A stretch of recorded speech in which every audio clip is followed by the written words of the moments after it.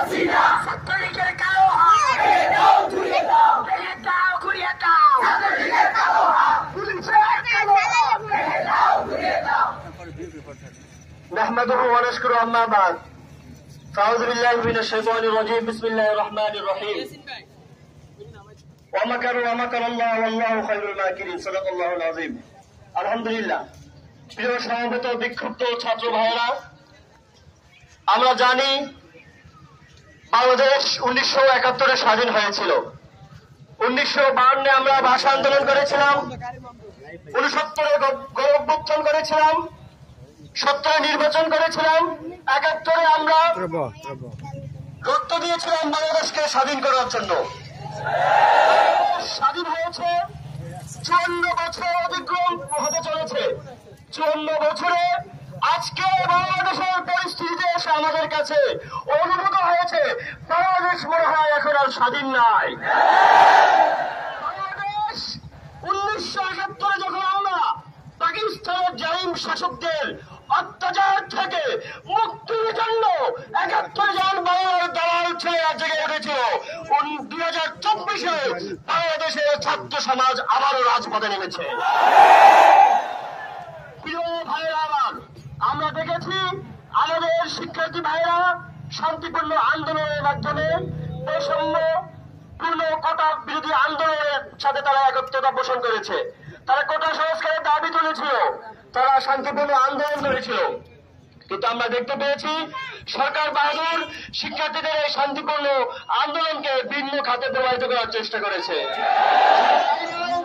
আমরা দেখেছি তারা আমাদের শিক্ষার্থী ভাইদের উপরে নির্মম হত্যাযজ্ঞ চালিয়েছে। রংপুরে আমার ভাইকে বেড়েছে, চট্টগ্রামে বেড়েছে, ঢাবিতে বেড়েছে, জাহাঙ্গীরনগর বিশ্ববিদ্যালয়ে বেড়েছে। আমরা দেখেছি গত পরশুদিন রাত্র 3টার সময় ঢাকা ভার্সিটির সকল হলের বাতি নিভিয়ে হলের ভিতরে ছাত্র ছাত্রীদেরকে অবরুদ্ধ করে নির্মমভাবে তাদের উপরে অত্যাচার চালানো হয়েছে।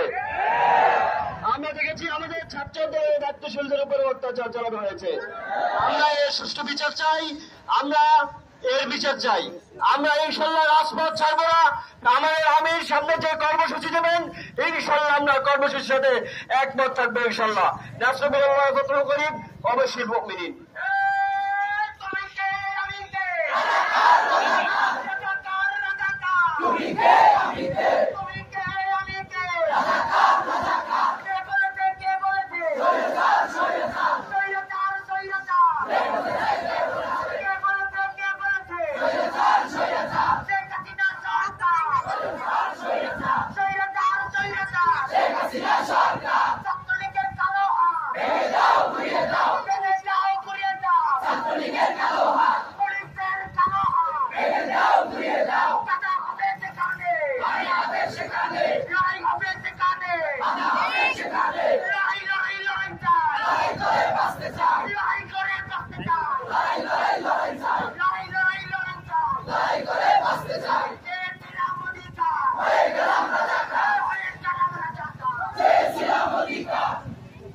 আলহামদুলিল্লাহ, আমরা সকলেই অবগত রয়েছি আমরা যেই রাষ্ট্রে বাস করতেছি